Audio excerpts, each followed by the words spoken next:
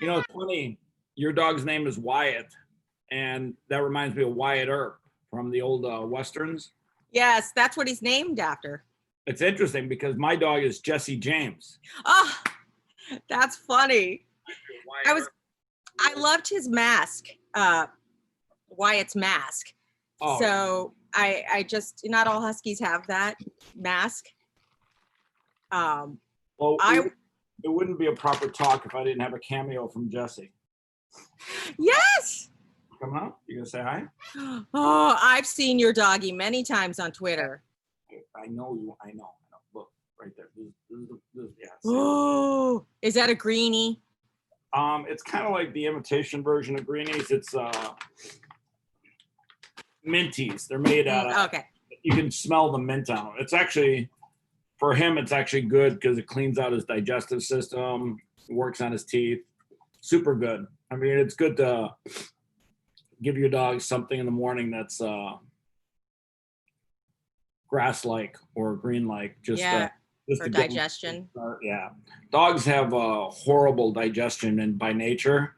I mean, they their stomach causes all kinds of problems. So it's good to give them a lot of that. Every now and then too, I even make them a bowl of peppermint tea. Oh, that's good. Yeah. Oh, that's really good. Yeah, he eats grass when he comes out here. Well, he's doing like that. The cats. Yeah. That's their natural thing is to clean their system out. Him and the cats. Oh, you got cats? How many cats? 2. 2? Yeah. You got 2 cats. You got Wyatt the husky. One of the cats, he and the 2-year-old cat tumble and play and all that kind of stuff. So they have a good time. That's good. Yeah. I'm glad we're finally meeting, like, sort of. Oh, yeah. It's good because, we've had a chance now for probably a year to engage via Twitter and get a feel for each other. And I think it's good when you find people that you can respect and just have good communication and dialogue with, and then ultimately have that meeting and connection. Like, even though this is video, the one thing that 2020 I think has shown us is that the world gets a lot closer together when you do video conversations like this. Like Zoom, I think it's amazing how much Zoom has really helped offset the lack of connectivity from having actual meetings. Maybe it is a blessing in disguise, because I think, how people are on the internet. They become very bold, especially when they remain anonymous, right? The anonymity gives them the empowerment of either being positive or being super negative and hiding behind, some profile. But I think you're right about Zoom in that we're still able to see each other. We're still able to directly communicate, but there is that barrier of the internet and you're not face to face. So people, I feel, are being a little more comfortable with sharing because they're still in their space. Like, I'm home, you're home. And we're not directly faced with each other, even though I wouldn't have a problem with that. You don't have a problem with that, but it's intimidating for a lot of people, and I understand that. So I think you're right. You know what's weird about 2020 that's starting to happen is when I do go and meet people, like for dinner or in a face-to-face setting, it's almost awkward reaching out to somebody's hand. Like for me, I'm a handshaker. I think it's just act of nature, and even sometimes I'm even a hugger. But now, like when you go meet people and you reach out your hand, it's almost like, whoa, what are you doing? What are you doing? Touching me. Yeah, I'm definitely a hugger and a handshaker. Being in the business that I was in for 21 years, met a lot of people every single day, and just for me, it was very natural to reach out and shake hands and greet someone. So that doesn't feel odd to me. But now, considering what's going on, I've kind of resorted to the elbow bump or maybe the fist bump, because I don't know how comfortable other people are. So I'm trying to respect their space, and not make them feel uncomfortable. It's crazy that people think that if you touch elbows, it's dramatically better or different than actually shaking your hand. It always cracks me up when people come up to me and do this, and I'm like, I don't even know what you're doing. Stop that. Wait, what are you doing? Why are you attacking me with your elbow? Are we getting into an MMA match? So what I hope not. talk a little bit about what you've been doing, what you did do. Tell a little bit about your story. Well, I was in television news, local television news for 21 years. You know, started at the tiny, tiny markets like you always do, just like any other career. You start small, get paid nothing, and, you know, you climb your way up the ladder. I'm from Los Angeles, so a lot of people in TV news like to get back to their hometowns, and obviously it's great. You're a hometown person. If you, wherever you're from, you'd like to get back there and be on the air. And, you know, everybody knows you. It's an advantage to be a hometown person. Being from LA, it was a little bit harder to be the hometown person on the air because it's the second largest market in the country. But it went well for me because I have that hometown connection. So I was last at CBS here in Los Angeles for 4 years before I decided to completely leave television news and get into this whole space, blockchain, crypto, digital assets, everything that's evolving from it. I knew the day that I learned about it, that was it. That from that moment on, the night that I learned about it at an event, that I no longer, I left that room as a different person, looking through different eyes. And it was like an awakening. It was like an epiphany or something, an aha moment, because I had already for the past 5 years been just really disenchanted with local TV news. Just really disappointed and somewhat embarrassed of the things that we would cover, the things we gave importance to. And I was just feeling just kind of empty about it. You know, I was there, I'm working in LA, and I'm making a lot of money, and I'm anchoring the news, and it's kind of robotic at this point. And I just wasn't feeling what I felt when I first got into it, which was to do awesome stories about people and get people justice and reconcile, and just, you know, whatever stories were out there is what I wanted to do, helpful stories. And it wasn't becoming that at all anymore. The investigative units in TV news have been slowly over the last 10 years defunded and dismantled. Consumer, a lot of people used to love the consumer reporters who would, you know, show them useful things, expose helpful things to consumers, to customers, to people. Those were also shuttered. I mean, the money pool just kept shrinking in local news. And as a result, you were just getting a bunch of shit coverage of crap.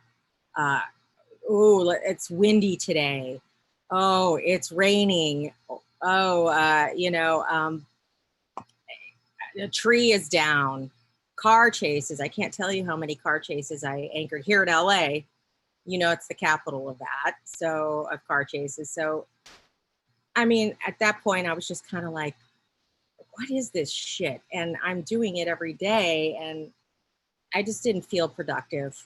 I didn't feel I wanted to play the game anymore.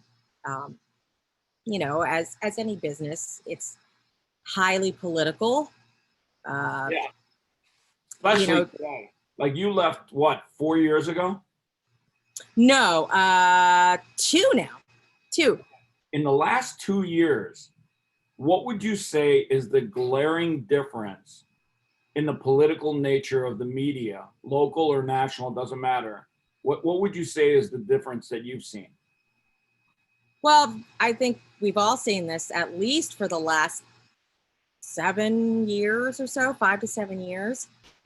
I say the local levels, for all the crappy things that we've been chasing and trying to cover, like car chases and trees down and, you know, rain and wind and all that kind of stuff.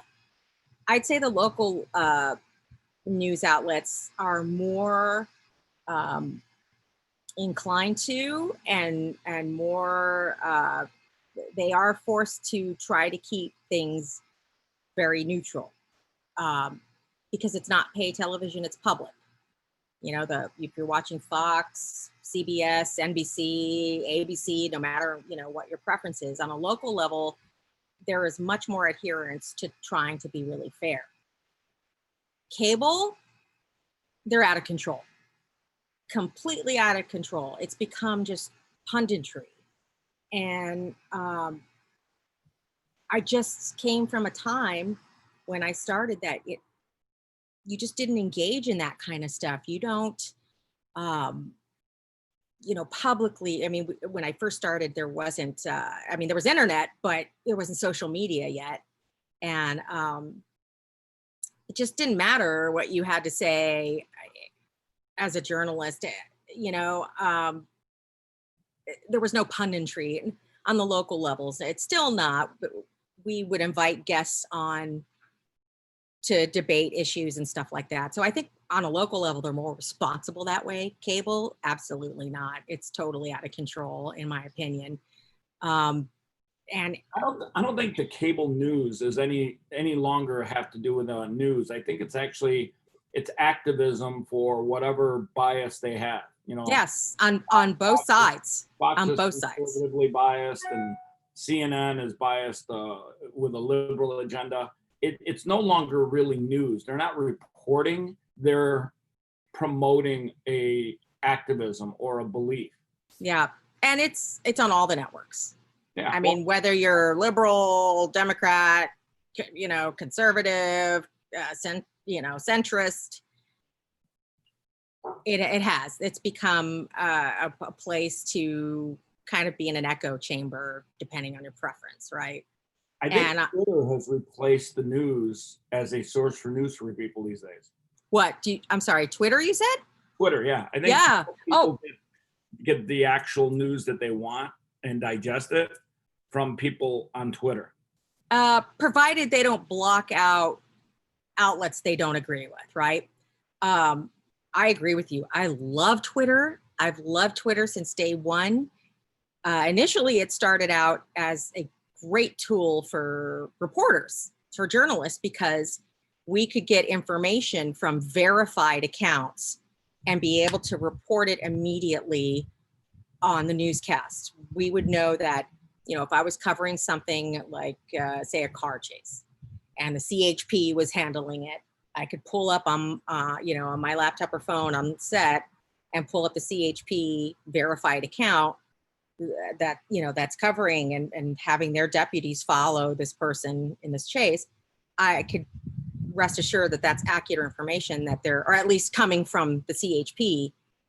I'd be able to say CHP just reported on Twitter that they pulled the car over and they got the guy and he's wanted for murder. That I really feel like Twitter is a great place to get verified information. It's also a place too where people disseminate misinformation too. So you gotta weigh it. But it's funny you mentioned that. Are you familiar with Rex Chapman?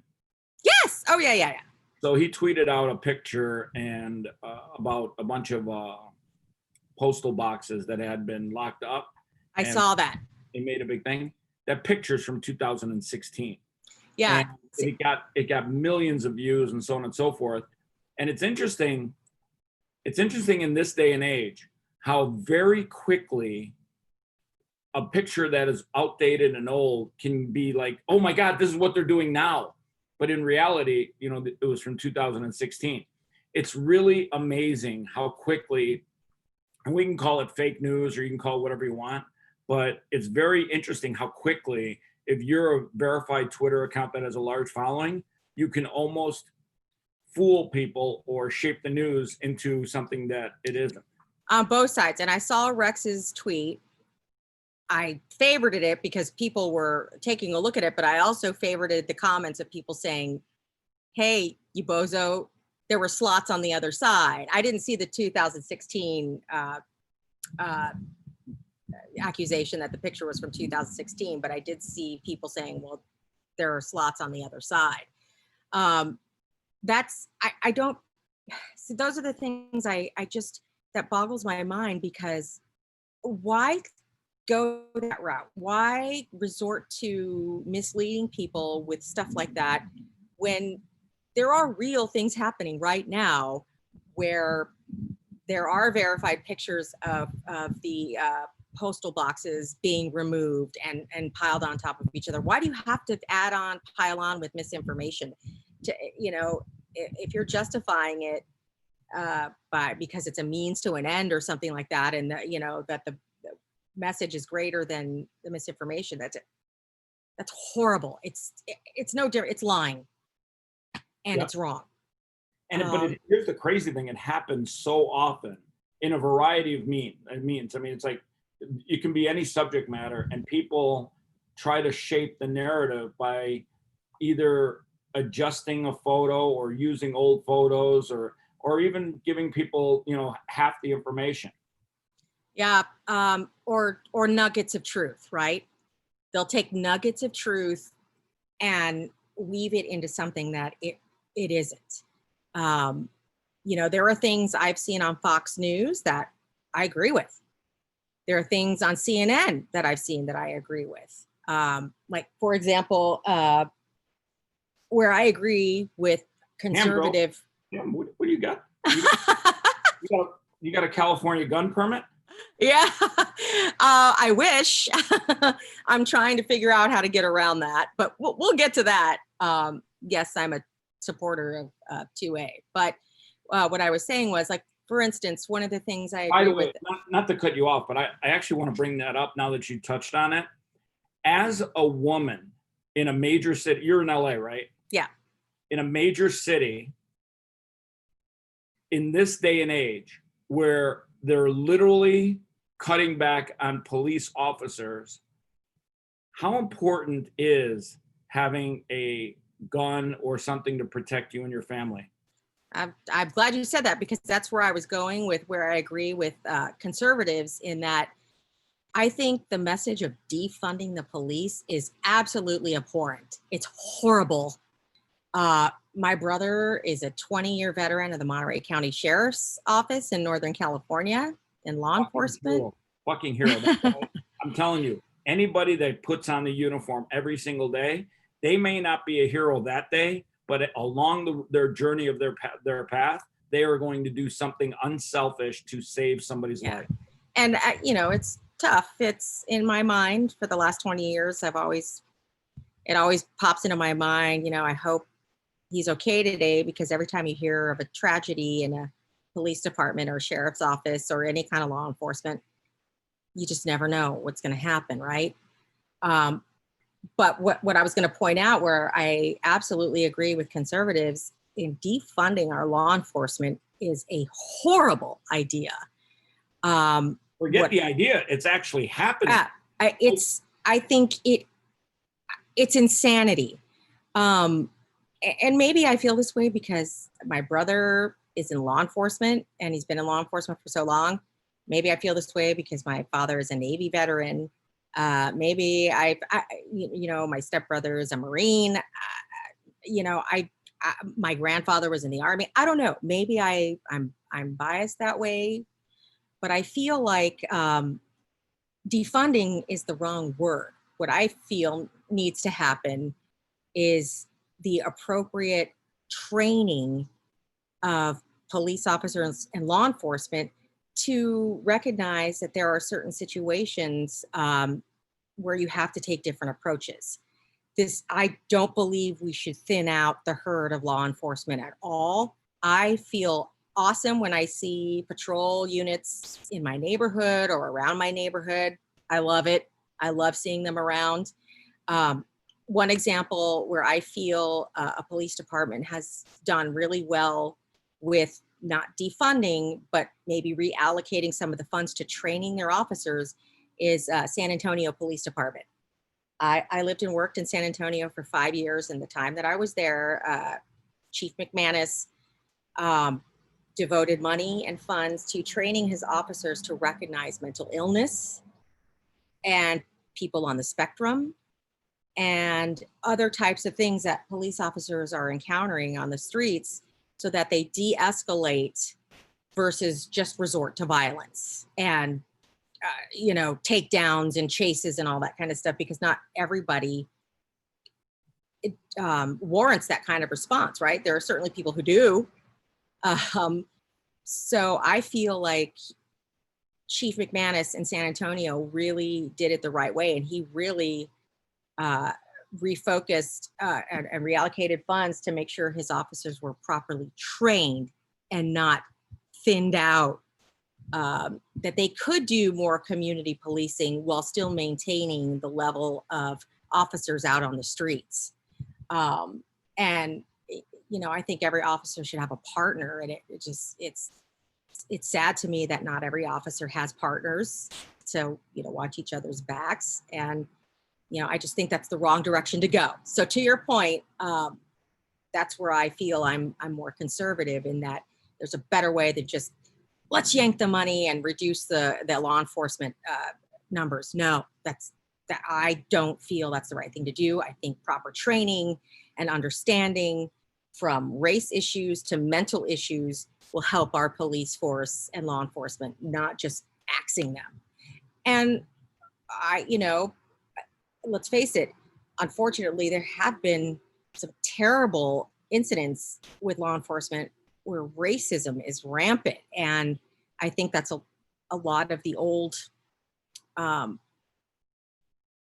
don't want to say old guard. I think there are, maybe that's not the right way to say it. Of course, there are people like that in every facet of our lives. I was just going to say that, you can look at the police force, the police in general, and say, oh, there's a group that are racist. Well, guess what?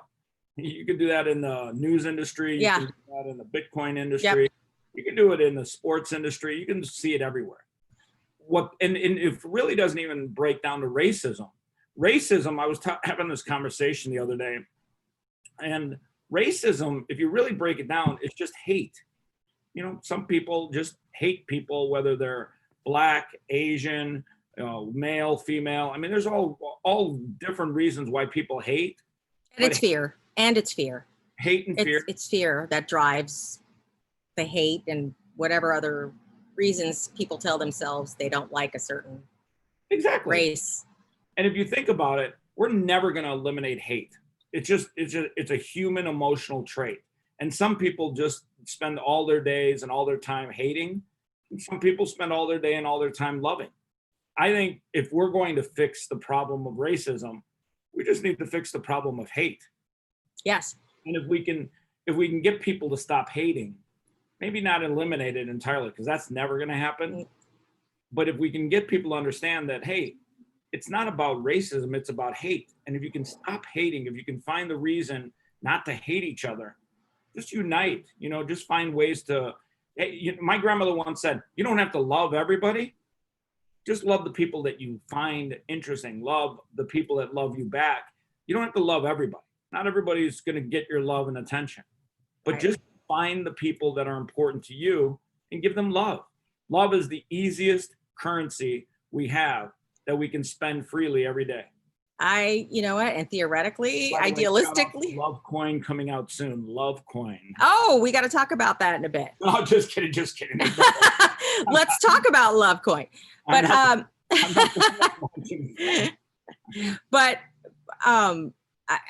in a beautiful world, that would be great. Unfortunately, there are people who have this hate and this bias, and they know it's wrong to outwardly live like that. So it's just below the surface, and it's there. And it affects all walks of life and prevents people from getting deserved promotions or raises or homes or cars, the financial bias, you name it. I'm preaching to the choir. Unfortunately, it's there. I think we just have to be more responsible as human beings to recognize it, call it out, and do what we can to be a better person about it. but you're right, it's never going to go away. I mean, I wish I could say I never experienced racism and bias, but I have my whole life. I wouldn't say on a consistent basis. So my life isn't hell filled with racism. But for example, there's a time I was on the air and talking with my co-hosts, co-anchors, and we were all joking about our universities and sports. And I went to UC Irvine in Southern California. We're much more of like Golden Eagles. we are the anteaters. I knew they had some like funky ass mascot name. Yeah. I think the only one funkier than us is Santa Cruz with the banana slugs, right? So banana what? What is it? They're the banana slugs. Santa Cruz. UC Santa Cruz. What is it? What's a banana slug? It looks like a banana. It's a slug that looks exactly like a crawling banana. I've seen them hiking in Northern California. I'm like, yep, that's a banana slug. All right, now I gotta go Google banana slug. Yeah, look up a banana slug. But we're the anteaters. Anyway, I was on the air joking about how, I always like pimped UC Irvine when I was on the air, being a local person. It's in Newport Beach, UC Irvine. I always talked about my alma mater, and of course, I always interact with viewers via Twitter because I think they appreciated that, and they got to say what they wanted to say, and Anyway, this one person got on Twitter after I was talking about Irvine and said, the only reason you got to go to UC Irvine is because the affirmative action, schools being forced to by affirmative action to let people like you into the school, and you would have never qualified to go to university if affirmative action wasn't there to help you. And I was just like, oh, here we go again, and I said, well, let's see. In high school, I was class president, graduated with honors, was a ranking member of the speech and debate team. I was a cheerleader, was in student government. I had an extremely well-rounded kind of portfolio to apply to schools that was very attractive. So you barely qualified. Yeah, barely qualified. So I said, I don't know. I said, does that satisfy your belief that maybe I should have gotten in on my own merits, And of course I never heard back, but it was just a way for somebody who's just racist to try to feel good by trying to tear me down. And I responded and then blocked, said, well, I got in because of these things, but okay. Fine, if that's what you want to believe. But my dad, when he was in the Navy, when he got out, he went to UCLA on the GI Bill after serving in the Navy. And he told me one time he was out with some friends in Santa Monica having a boys' night, Navy boys' night out or whatever. And he had separated from his friends and on his way home, and the cops surrounded him and stopped him. And my dad was like, well, what'd I do? And I showed the ID that he's Navy, now he's going to UCLA. And they said, well, there were reports of a Hispanic man who threw rocks into the window of the shop over here and shattered the windshield. And we think it's you. My dad's like, I'm walking home. I mean, it wasn't me. I served this country. I'm going to school at UCLA. And he said that was like one of the first times he was really scared that if the police at that time, I mean, that was like 1970, 71 or something. That was the first time he was really scared that, my God, something could happen and it would never be his fault. So it's those subtleties that people who don't experience it can't relate to. And they say, well, I don't see that happening in my neighborhood, so it must not happen, is a really kind of tone deaf and just not very sympathetic way of understanding what people of color go through. And I'm, what would be considered a successful person, and there were still people coming at me telling me I didn't deserve it, and it's only because of affirmative action or whatever that I am where I am. And there are always going to be people that way. And I just say to the people who think it's not there and that racism doesn't exist and people are turning things into racism because they want discord, and to listen to your friends of various different races, and and realize to yourself that, or recognize and say to yourself that just because it didn't happen to you didn't mean it didn't happen to someone else. I mean, that's almost to me as ridiculous as saying, oh, a friend of mine saying, oh, he broke his arm. Well, I've never broken my arm, so I don't really believe that you can break your arm, even though your friend's in a cast. It's like, okay, I mean, the world doesn't revolve around you, and not everybody has your same experiences. So that's my grievance with people who say that being too much is there's being too much made of racism, or because it's there. People who are racist just know that they're not allowed to be overtly racist. So, I don't know how we go about fixing that. Just dialogue. I think at the end of the day, the more people engage in good, healthy dialogue, the better society becomes. People are under some impression that we can make human beings perfect, that we can fix them. And the problem is we can't fix them. But all we can do is try and improve society as a whole through just good, clean dialogue. And that's really the best we can hope for. Human beings are flawed by nature. They're just flawed beings. Some are extremely flawed, and some are flawed and willing to improve themselves. You can help those people that want to be improved. You can help those people that want to understand. But the people that are extremely flawed, you can do everything you think you can. But at the end of the day, those people are just who they are. And you can't fix everybody. And that's the thing too, is everyone thinks that there's a fix, that there's like a, hey, I got a can of anti-racism. Let me spray some anti-racism out there. But in reality, there is no fix. There's no can of anti-racism. That'd be nice though. That would be so nice. I'll be honest with you. Just like the vaccine, I wouldn't exactly run to be the first person to get a can of anti-racism, because some things you just have to know in your head are not going to get fixed by a can of racism or anti-racism. Yeah. And that's the thing, is we live in a society where we're under some impression that, hey, we can drive through a McDonald's and get a perfect cheeseburger, or we can, life is about easy, simple solutions. And in some ways, some things in life are never going to be easy or simple. That's why God gave us these challenges, because it defines who we are as individuals. Some individuals will define themselves as being just nasty human beings, and some other individuals will define themselves as being amazing, sympathetic, understanding, good people. And that's, I like those people.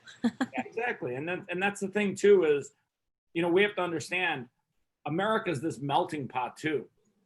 Like, we've got everybody here, and we either unite as a whole to try and make this country great, which we do. I mean, I've traveled over 50 countries, and I can tell you that until you go out there and see other countries and the way other people live and their freedoms, you really don't have any clue how great America is.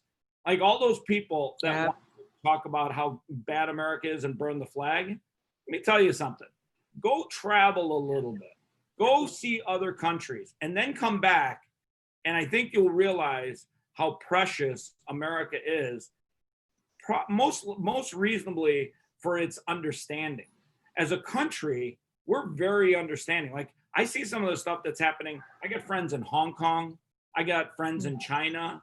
I can't even tell you. My friend, her sister lives in Venezuela.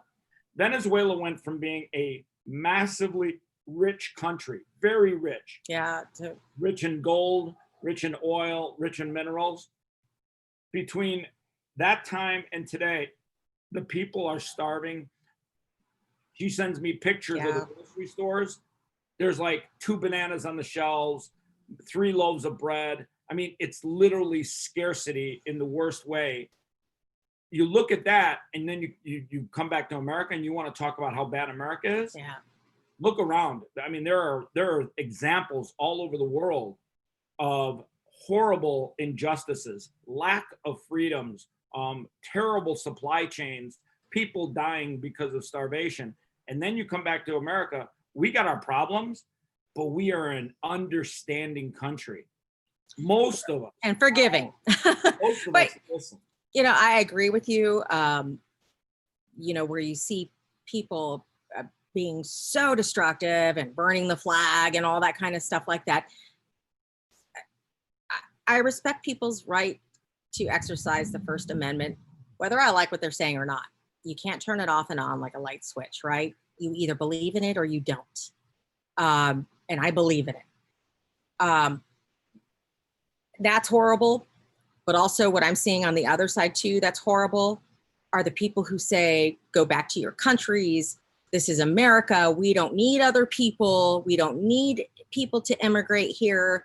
You know, that's horrible too, because we are, like you said, a melting pot. And one of the things that makes us great is that we have these influences from these other countries. That's really cool. Like, it's like if you go into a market, that's not like your typical, you know, grocery store chain, but you go into markets where they have, you know, Vietnamese food and Mediterranean food and Latin food, and you know, food that we're used to here in the United States. It's so cool. The grocery store down the street from my house, ridiculously good food. Yeah, I mean, it's, you know, I prefer some of my favorite food. Yeah, I love Thai food. I think Thai is amazing. I love Mediterranean. Oh, I can food. eat pad Thai like 7 days. Oh, gosh, yeah, like, oh, absolutely. You know what else is an understated food item that is amazing? You ever have tabbouleh? Oh, I love tabbouleh. Tabbouleh is one of my favorite. It's refreshing. It's just so good. Your digestion. Yep, with the mint in it, and it's so good. And they put a little bit of peppermint in there and some lemon and olive oil. Yes, just a little chopped onion, some tomato. Oh man, that's good stuff. And that was some like chicken or you know, kebab. Oh, I think that's what I'm gonna get for lunch. I have to get that for lunch now. I think you're ahead of me on that. I started to think to myself, how do I make tabbouleh today? But you know, I also think on the flip side of that, there's not enough appreciation for the injections of culture we're getting here from all over the world. You know, I think the problems are obvious to people who are kind of in the center, or maybe, you know, like you, me, where both sides you could see the bad and both sides you can see the good. Going back to your 2A question, when we were talking about defunding the police and law enforcement, I've been lately, you know, and telling my kids, they know I'm pro 2A, but I've also always preached to them, you have to have extreme respect for that right. It is not, it's my right, so I'm just gonna yeehaw, shoot, you know, like, you know, Yosemite Sam out into, you know, into the sky and live off the grid and yeehaw, I get to own 10,000 guns and not be responsible about any of it. It's, if you don't have deep respect for that amendment, I don't think you deserve to own a firearm. That's just my opinion. My opinion doesn't matter though, because it's our constitutional right. I feel like everyone should go through some, yeah. I don't think that'll ever change. There would be too much of an uproar, even from people like me, who I consider, I am slightly left of center. There would be a huge uproar from people like us who believe in the 2A. I totally agree with you in my heart. But when you see people like Beto O'Rourke literally talking about sending the police to your home to confiscate your weapons, and that's why he's not here right now. Exactly. Well, that's why he's not a viable candidate on the main stage, because that's not going to happen. Yeah, but don't fool yourself. He's part of Joe Biden's team. Right, but Joe, He's already been slotted a spot on the team. And here's the crazy thing. He almost beat Ted Cruz in the Senate race in Texas. well, yes. And I lived in Texas. I lived in Texas multiple times. My dad is from Texas. I'm half Texan. I'm at odds with myself every day. My dad's Texan. My mom's from LA. I'm like a crazy mess. But I lived in Texas with Ted Cruz, you know, while he was in office. He's still there. I deeply disagree with him on so many things. But I will say, he's gotten more likable, by the way, the last 4 years. I like how he's let his personality out. He has open dialogue with people that are extremely on the other end of his position. I got to say, Ted Cruz is really, the older he gets and the more he grows that beard out, the more likable he's getting. I will say the beard is a huge improvement. Not that matters with the way he governs, but it is. I'll agree with you on that. But I feel like, you know, Beto O'Rourke may have his extreme views on those things, but ultimately the people who are surrounding Biden at all are know better, that's just not ever going to be a winning platform. It shouldn't be a winning platform to say that you're going to abolish that. It's stupid to say that, in my opinion. And again, I feel like it's one of those arguments that you see every election. You know, I remember when Obama was running, that there were threats from people saying, you're going to see UN trucks rolling in your neighborhood and your guns are going to be confiscated. Well, he had 2 terms in office and I still have my guns and I have not seen one damn UN truck. So stop the fear mongering, both sides. I'm not accusing one or the other, but it's the same ridiculous fear mongering arguments every single election from both sides. I'm so tired of hearing it. I will say 2020, unlike any other year, has strengthened the Second Amendment more so from both sides, but I've seen it overwhelmingly from a lot of people that are left-leaning, where they've literally told me, listen, I've never wanted to own a gun so bad in my life. Like, I've got friends that have bought guns for the first time in their life, only because they've come to the reality that personal protection in this time and climate is a must for your family. Like, you really have to have it, because I mean, we're living in a day and age right now that's insane. I'll give you a great example. A friend of mine's grandmother lives in Portland, Oregon, and she literally couldn't go get medicine that she ran out of about a couple of weeks ago, because she was petrified to go out on the streets, because the streets were full of rioters, looters, people knocking people down, kicking each other, walking around with baseball bats. You know, the crazy thing is, the new weapon of the day has become a skateboard.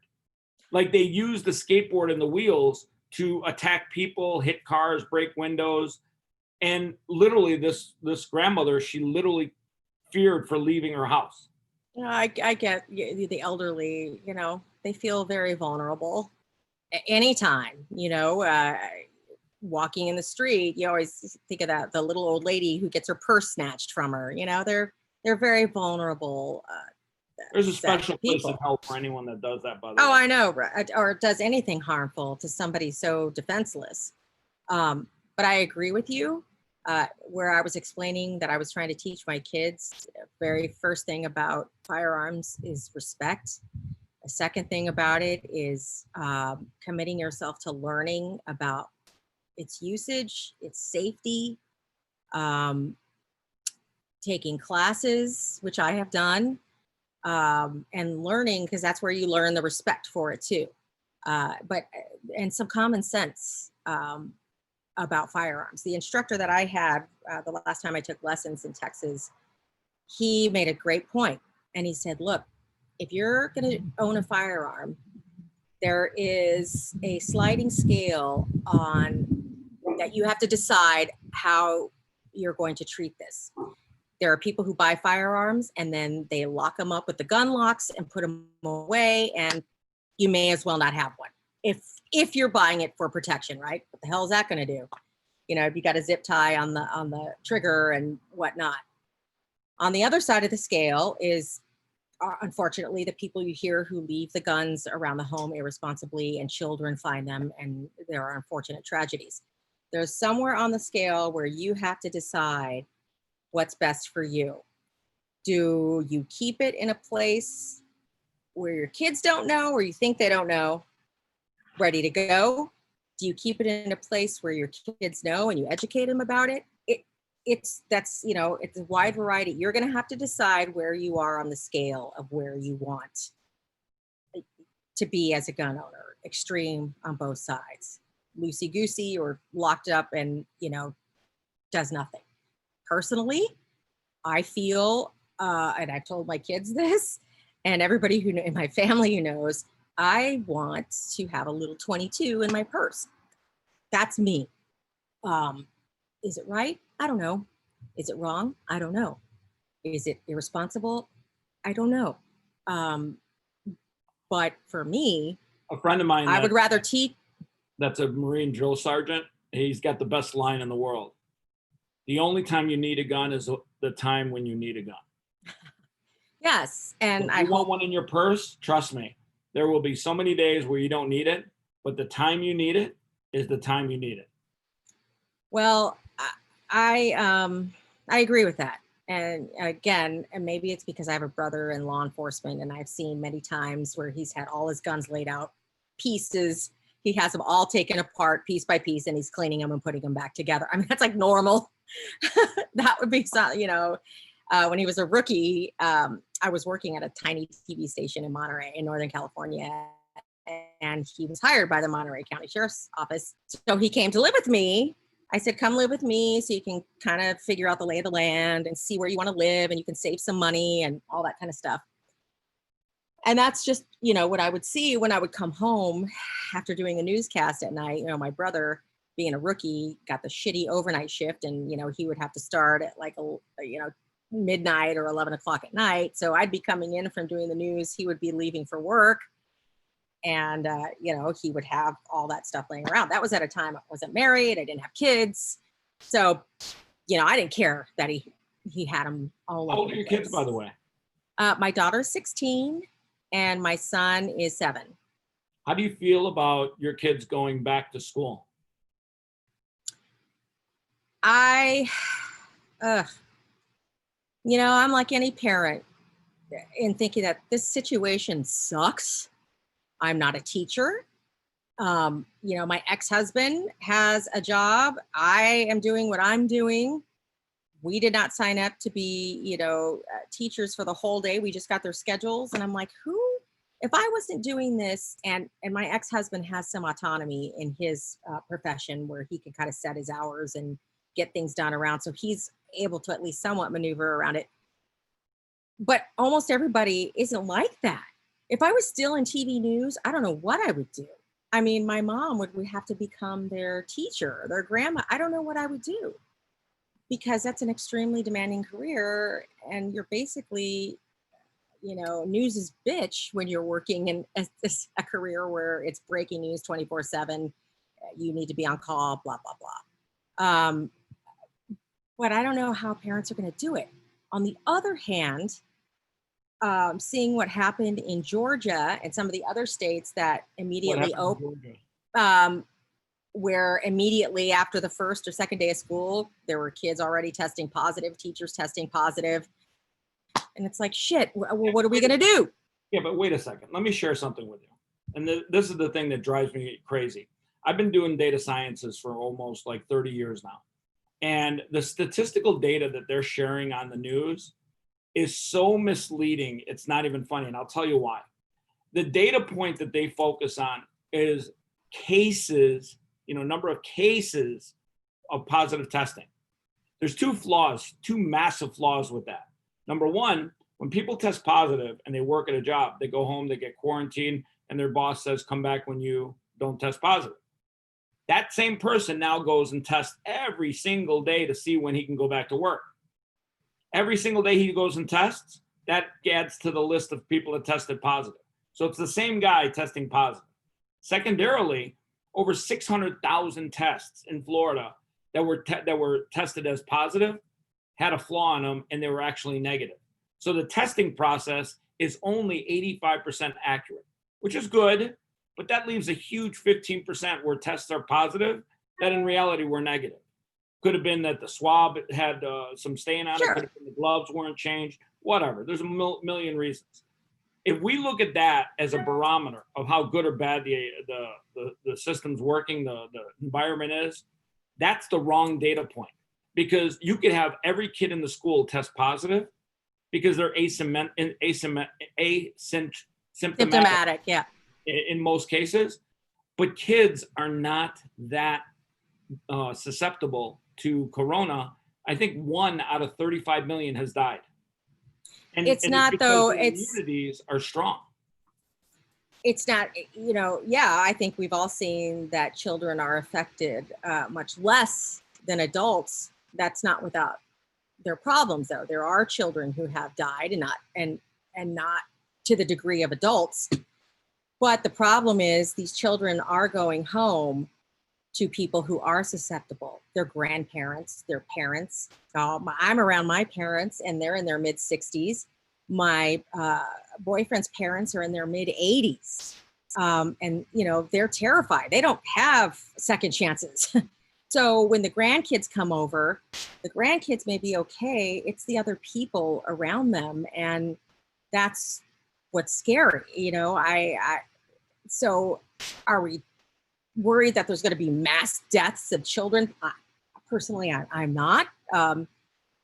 But it's the other people in their lives, and children. Yeah, here's the thing: if you live your life in that bubble where you're constantly worried about like what's going to happen to grandma, grandma's never going to live a full life. The kids aren't going to live a full life. Nobody's going to live a full life. And here's the other crazy thing: the average life expectancy of a man, I think it's like 69 years of age, and the average life expectancy of a woman is 74 years of age.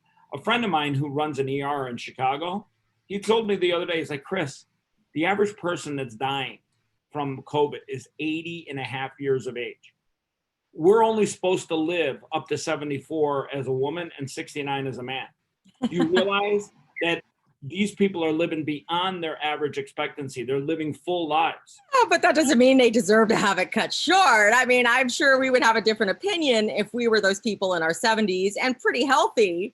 We would beg to differ that, I've had a great life.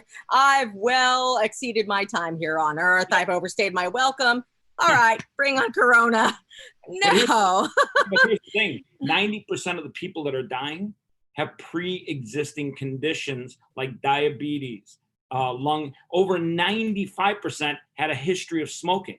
So what killed you, the Corona or the pack of cigarettes? Well, I think ultimately if they, in my opinion, and I could be wrong because I'm not a medical professional, but I think ultimately those things would have killed them.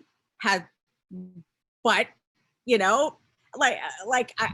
I agree with you in that if somebody has coronavirus, test positive, and they get in a car accident, you should not say they died of corona. They died in a car accident. That's another thing that's insane. When they start checking off the boxes of corona deaths, guy gets shot. Oh, corona. Now here's the thing. The reason why that happened and the reason why that's happening is we incentivized doctors and hospitals to do that, because as part of the stimulus packages, hospitals received $39,000 for a corona death and $10,000 for a normal death. So if you incentivize people and businesses to do that, of course you're going to get skewed information. Oh, I can't personally verify that information. I've heard the same thing. No, it's actually a stimulus bill. You can actually read it online. Okay. I have not. Personally, I don't want to read the stimulus bill. By the way, the bill was designed to compensate hospitals for what was expected to be an onslaught of corona deaths. But we live in a day and age where people, because the almighty dollar, will like twist things to their advantage. Right. But if you're going to talk about incentivizing because of corona cases, then we got to talk about insurance companies. We have to talk about jails. We have to talk about a lot of things in this country, the way they're run, because they're incentivized. That creates a lot of social injustice. So you and I could have a discussion on this for on a lot of things, right? On a bigger scale. The thing about Corona, and I know people have made the arguments about, well, it's older people, it's people with pre-existing conditions, it's people who are overweight, or whatever the case may be. The thing that is scary to me is when people make the argument, well, the flu kills this many a year. Yes, the flu does kill a lot of people a year, but the flu doesn't kill as many people as Corona has in a fourth of the time. And I'm 49 years old. I am in excellent health. I've read about other people who are in excellent health, who are younger than I am, and died of Corona. I don't know that we can always predict who is going to die, how it's going to affect them. But I think ultimately, even if they are a smoker or they have diabetes, if they catch Corona, they would have had a little bit of a longer life if they didn't get sick. And I'll tell you from my own personal experience, my aunt in 2000, during the H1N1 pandemic, perfectly healthy, not a smoker. She was living a clean life on a farm with her husband. They were both long time ago former drug addicts, but they had cleaned up decades ago, and they were happy, and they had a farm. And my aunt got swine flu, and she wasn't sick or anything, and she ended up dying. And it ravaged her body so badly and so quickly. She got this pneumonia. Some of the same symptoms that you're hearing with coronavirus patients, where they tell you the lungs were like double their weight with fluid and all that kind of stuff. Same thing happened to her. And I just couldn't wrap my head around it at the time. Like, how could she die of the swine flu? I mean, couldn't they give her medications? She was healthy. I mean, how could this happen to her lungs? I don't understand. I just, at the time, even though I feel like I'm a pretty rational person and a person with mostly common sense, things, with common sense most of the time, I just couldn't wrap my head around it. And now that we're here with coronavirus, I'm seeing how, had that not happened to my aunt, I probably would have been one of those people where it's like, well, that happens to someone else. And, those people are compromised, immunocompromised, or whatever the case may be. And it doesn't affect kids. But, after that experience, it's bizarre. And in a way, I know they're not the same thing, but I was able to see that firsthand, how it's not kind. And here we are again. And I'm doing what I can with the science that is presented to me. We're trying to live our lives. My family, personally, we are going to restaurants that allow outdoor seating here in California, but we're taking all the precautions we can, because it's depressing enough to be locked up, especially for my kids. It's hard for them. The crazy thing too is, do you realize that more people are dying from suicides in America? Well, there are more suicides this year in America than there are Corona deaths. And here's the alarming fact. There are more suicides of kids under the age of 18 than in history. I think suicide has been a national problem for a long time. Well, I think, but you lock people in a house for long periods of time, take away their social connection to other human beings, especially kids. It gets horrible, because now they're trapped with the internet all day, and the internet's not a great playground. There's a lot of stuff that happens on the internet. Yeah. Plus, on top of it, kids just feel disconnected. They see all these people living amazing lives, on Instagram, and then they're like, well, why can't I be on a boat? Why can't I be at the beach? Why can't I be with my friends? And that's a challenge when you look at these things. And here's the other thing that everyone is losing sight of. Unless you have no faith, when we die, we go to a better place. We go to heaven. Now, you can challenge that with your own faith, but we definitely go to a better place. But we are all going, the day we were born is the day we started dying. And we can't fool ourselves into saying, well, wow, if I didn't get this, I would have lived longer. Well, guess what? Maybe you would have, or maybe you would have got hit by a truck the next day. Death is just a part of life. And even though this thing has got to be a huge challenge, obesity is a challenge, diabetes, we don't have a cure for the flu, we don't have a vaccine for the flu, and it's been around for God knows what, 100 years. And Well, for all flus, we don't. Then there's always some kind of new strain. So the best we could do is protect ourselves from the ones we do have protection from, but that doesn't mean you're not. Yeah, but we don't have a vaccine for those flus. We actually have the ability to get indoctrinated with the flu, the small strain of that flu, so we get immunized. Immunity, yeah. Yeah. So, but here's the thing: they're talking about releasing a vaccine in record time. I'm not exactly the first person to go, hey, hook me up. And here's the other thing too: they're testing this vaccine in Africa on very poor people, which has been the standard for decades. People just don't realize that. It's horrific. It's a horrific practice that's been going on for a very long time. And Africans are finally, people from countries in Africa are finally starting to speak up, saying, don't come to our country and use our people as guinea pigs. That again is a much deeper conversation. My point being is, who cares? Like, I get the fact that they're testing it on these poor people in Africa, but guess what? Once they launch it out, they've already got systems in place. They're already planning on throwing out 300 million vials of this vaccine as soon as they get it. They're rushing to get it to people.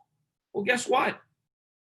You're getting vaccinated for something that 99.7% of people are not going to die from, but you're going to stick something in your body that you're unsure of. I'm one of those people that said, hey, do not be so quick to take that vaccine.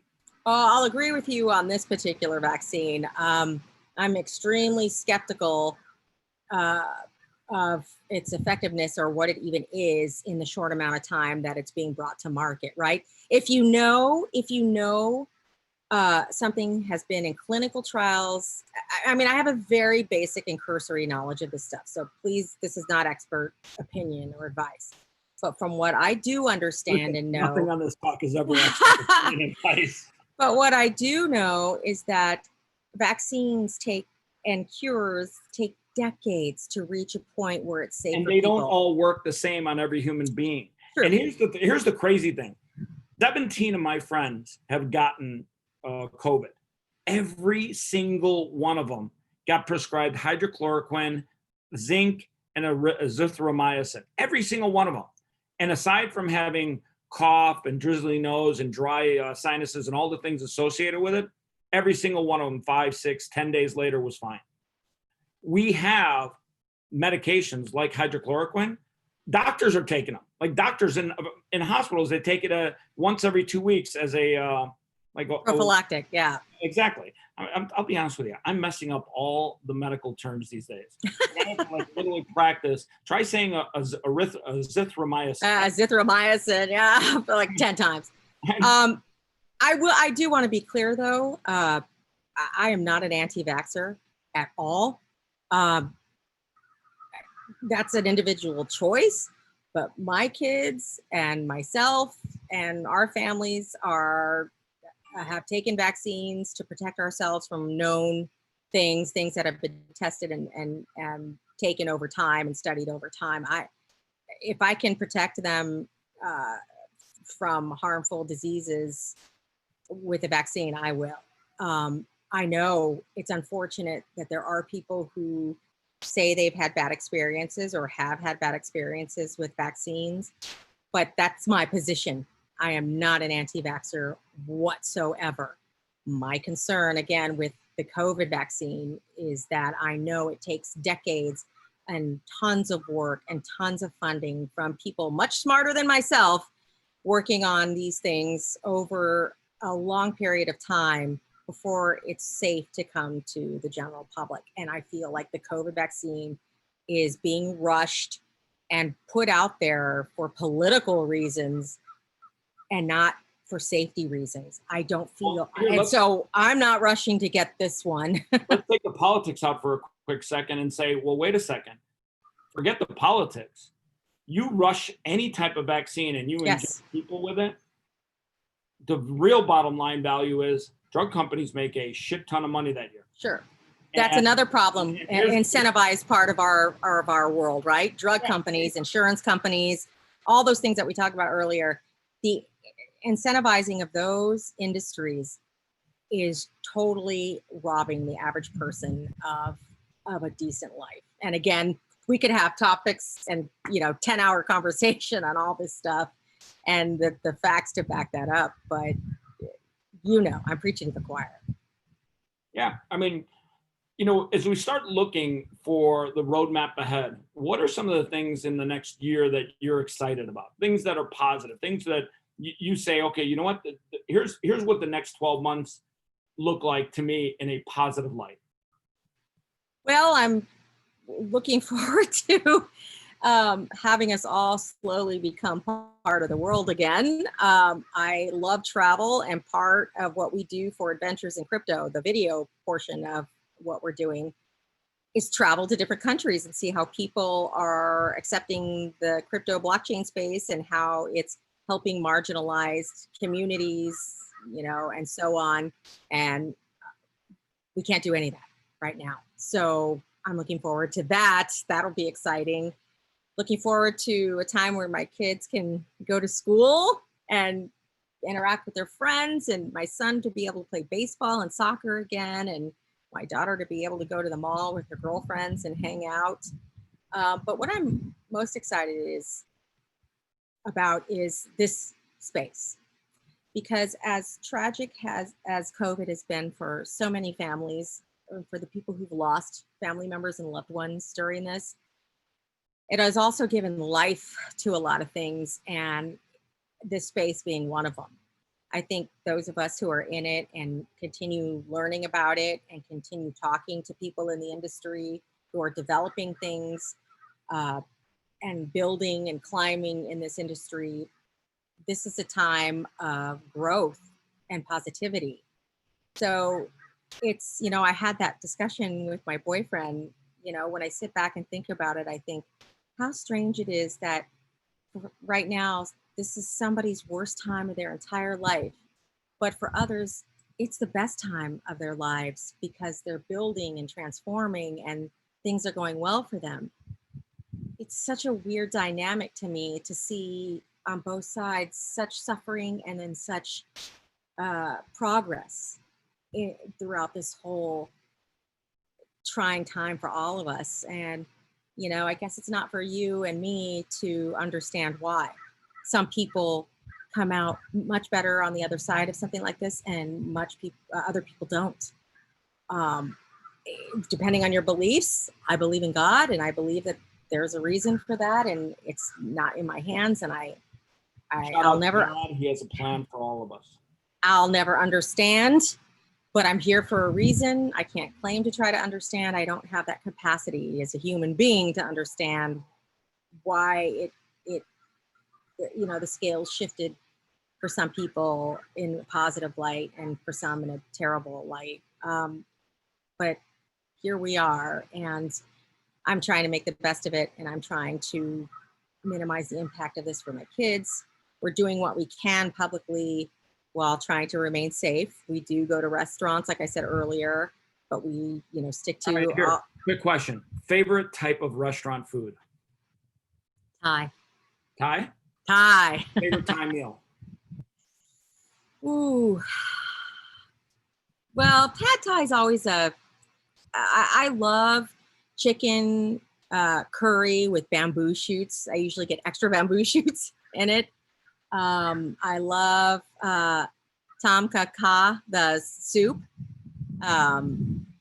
That's like chicken and coconut milk and lemongrass and a little bit of the chili oil in there. That's some of my favorite.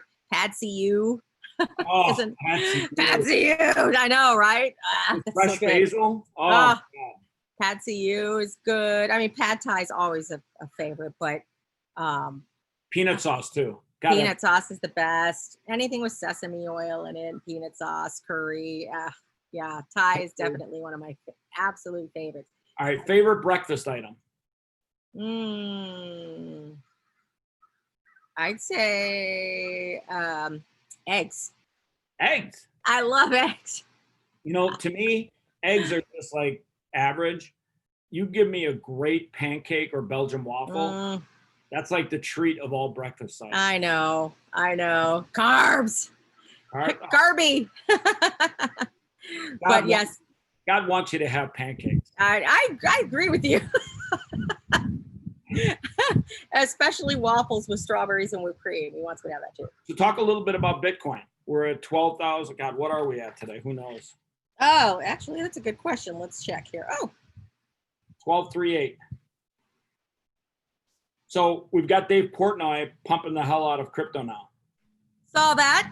I've also been observing people's points of view on this, on how they feel about him becoming this sort of face for this space, right? Bitcoin and exchanges. And he sat down with the Winklevoss twins, and I'm sitting back and watching people's opinions. Some are elated because he's someone who's mainstream,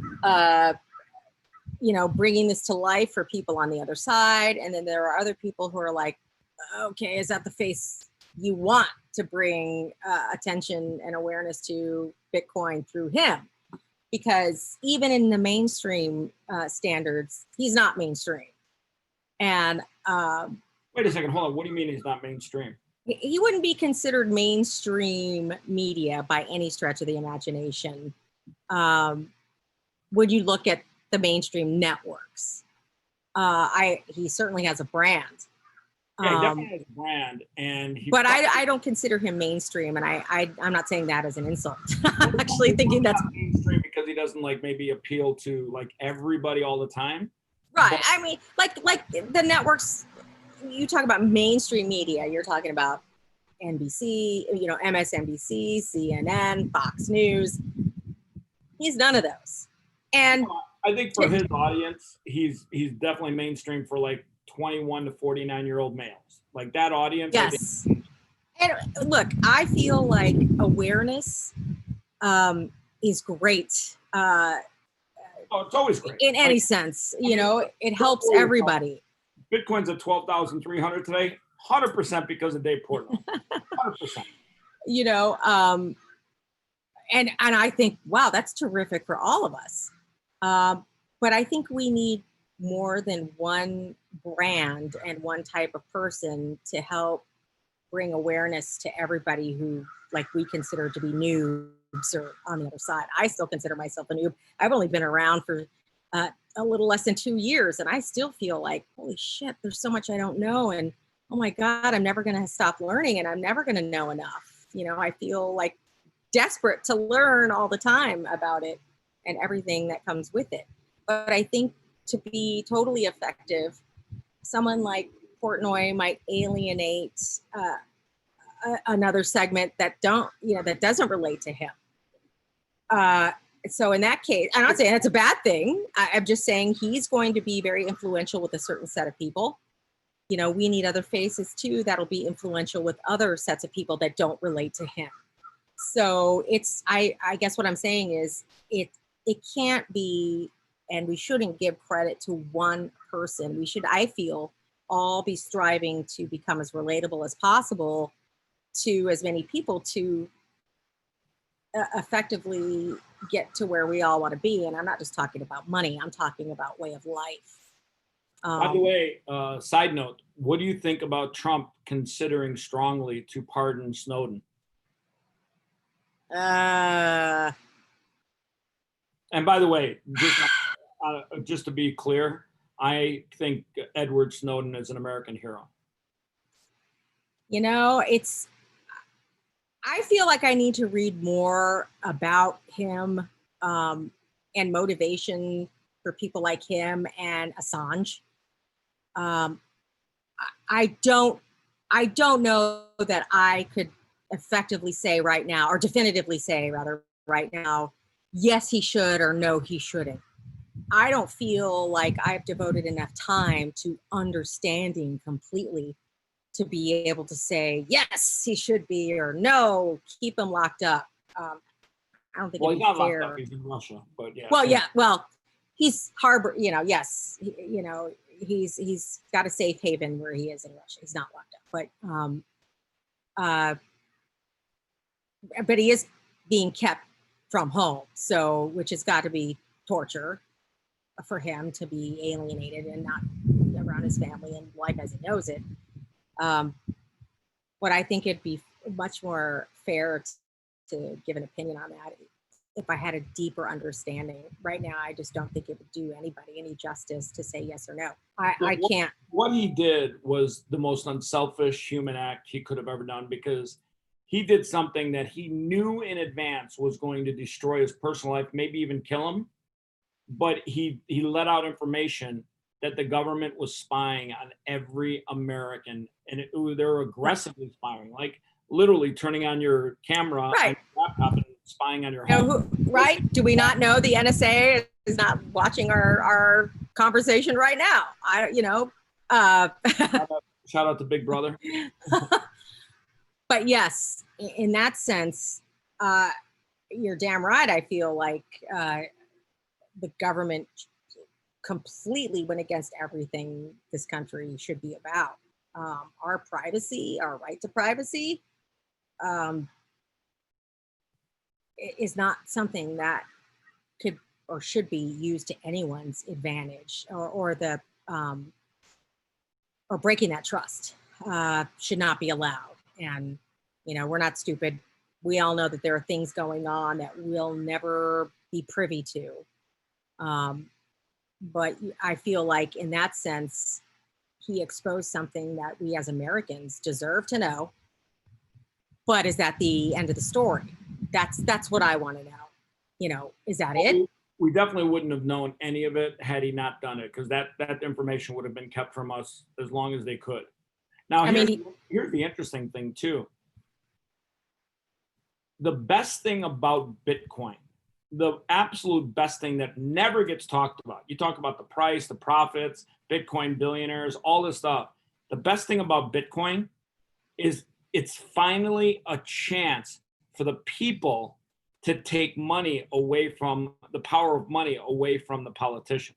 Legacy banks, politicians, Wall Street, they're all intertwined. And if you don't think so, start doing some research on how it works, how in the stock market, how traditionally stocks are pumped and devalued by the very companies that own them. And then, I'm preaching to the choir, but there are people much more knowledgeable than that, about that than I am.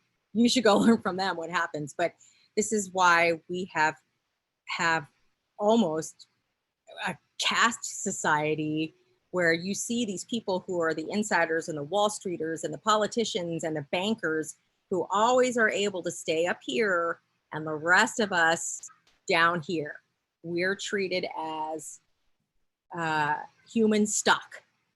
And I'm not going to be someone's human stock. I am not at their disposal, and none of us should be. And I agree with you in that this would transfer a lot of the power from these people and banks, particularly, and put that power in our hands.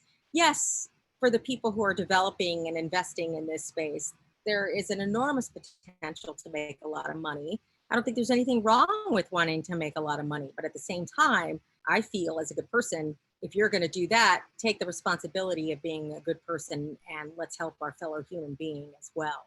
On that note, one of the best projects in crypto right now is InStrike with Jack Mallers and his team. Have you followed what they've been doing? I have not. Download the app called InStrike. Literally, if I want you to pay me $100 in Bitcoin, you don't have to go to Coinbase, buy Bitcoin, and send it to me a week later. InStrike from your bank account lets you send $100 from your bank account, and I actually receive Bitcoin. So it transfers your fiat to Bitcoin and then deposits to. Okay. Is your bank able to see that you're sending your fiat funds to some kind of exchange that? Okay. Nope. Because I know a lot of people in this space, and you've seen it on Twitter too, where they've been just completely without reason, without explanation, shut down by their traditional legacy banks. Shout out to the scumbags at Bank of America.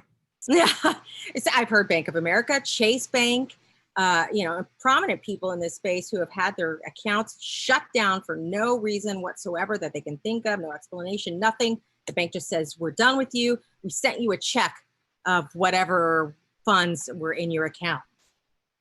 So my money's out there in the mail somewhere and you shut me down and now I have, no way to bank. Okay, fuck you. I mean, that would just light me on fire. And I saw that with people on Twitter, and you've seen it too. People saying, oh my God, my bank won't let me do this. Oh my God, they shut down my account. My money is being sent to me in a check. But in the meantime, I don't have any freaking money. It's nuts. Here's the thing. In the meantime, you don't have a bank account to operate from. You can't pay your bills. You can't. Yeah, you have become the unbanked. Exactly. So literally every time I've seen that, and I've seen it happen to people, I've even seen it happen to companies that I've invested in this space. It's crazy because you think to yourself, this is why Bitcoin exists, because you bankers are the pond scum. You are the underlying underbelly of the fucking planet. Yeah. And you find a way to remind people of that every single day, whether it's when you go to get a mortgage or the way they treat their customers or their idiotic bank fees. Like, why is there even such a thing as an overdraft fee? The bank has every ability in the world to just reject those payments, and there is no overdraft, therefore no fee. But well, there are some banks, at least I know with my bank, they give you the option. You can change it any time, but you could say, if the funds aren't there, just outright decline. Or if the funds out there, yes, cover me and I'll pay the overdraft fee. Yeah, at least my bank has given that option, but you're right. There are times, at least in the past, and I don't know that all banks do this, that they just went ahead and did it and then said, oh, I've seen stories where people have gotten hundreds of dollars of overdraft fees, and banks just operate that way. That's part of their revenue stream. They are incentivized to rob their clients of money. Yep. Or, and that's the beautiful thing about Bitcoin. Bitcoin has no incentive to rob you. No one's going to put a hold on a large check somebody paid you for your services, like a bank saying, whoa, we've got to verify this. You play within Strike, and what Jack Mallers is doing is going to change the entire space for the positive. Is that the puppy? Yeah, he just went inside. He was just brought out to go to the bathroom. He's like, Mom, what are you doing? All right, got to go. I'm going to go get some food. Oh, he's like, it's too hot out here. I don't care about you anymore. He went inside. How is it out there today? It is, what is the temperature right now? Actually, let me. Oh, it's only 106 here today in Vegas. Oh yeah. Well, I lived in Phoenix, so I can totally relate. Actually, I love Phoenix. If I had a choice to where to retire, I would love to. Well, I do have a choice to where I want to retire, but when it comes time to, I would love to. I guess if I had the ability to have a place to be in Phoenix part-time, I would do that. I love Phoenix so much. I love Arizona. I gotta say, those summers in Phoenix, though, just like Vegas, are crispy as hell. Oh, they're brutal, but I've gotten used to it. Did you see? I can't remember where it was in California, but it was like 130 degrees yesterday, the hottest day ever. I want to say it's probably Death Valley. Death Valley, yeah. Yeah. Death Valley. 130 degrees. Like, oh my God. Hence the name. Yeah. Death Valley. Oh, it's only 97 right now. That's perfect. That's awesome. Yeah, it's actually cool today. But it's going to supposedly get up to 102 in the heat of the day. Tomorrow, 109. Nice. Hey, by the way, let's talk about something about California. You've got a ton of changes happening. Over 47 individuals announced last night in Silicon Valley they're leaving the state. I saw that. Because of political and taxation reasons. They don't feel their families are safe anymore. Joe Rogan just moved to Texas. Ty Lopez left in 2018. Tesla is moving a major facility to Austin. That's where my dad lives. Yeah. In fact, Elon Musk has sold both his homes, is leaving the state of California personally. You start to see all this happening in California, and it's taken years to happen, but that's got to be a really bad sign. Yeah, it's heartbreaking. I mean, I'm born and raised in Venice Beach. half of my family, my mom's side's all from Venice Beach and the West Side, Santa Monica, Culver City. That's home to me, except for the times that we moved back to Texas for my dad and we lived in Austin. And then professionally, I've worked in Dallas, Fort Worth, and San Antonio. So San Antonio Texas, is great. I love San Antonio. yeah, that was one of the best stations, and the most fun I've ever had was working with the crew I worked with in San Antonio. I miss them all the time. But it's heartbreaking what's happening here. To see industry leave and livelihoods being taken away because Jobs. Over 60% of the commercial real estate in San Francisco is either abandoned or being emptied out by companies that are now leaving the area and letting the workers work from home. It's just ridiculous. Yes, which I think is great that people can work from home. I think it's better for our environment. It's better for family lives. People who choose to work at home because it works out better for them. Some people like the office environment and being out. I'm one of those people. I like to be out and about. I don't like being stuck at a desk or in one place or working from my home. I feel like my home is my home and I want work separate from that if at all possible. But some people love it and they thrive in that environment. I think it's great if they can do that. But what's happening here is it's heartbreaking as a native Californian to see what's happening.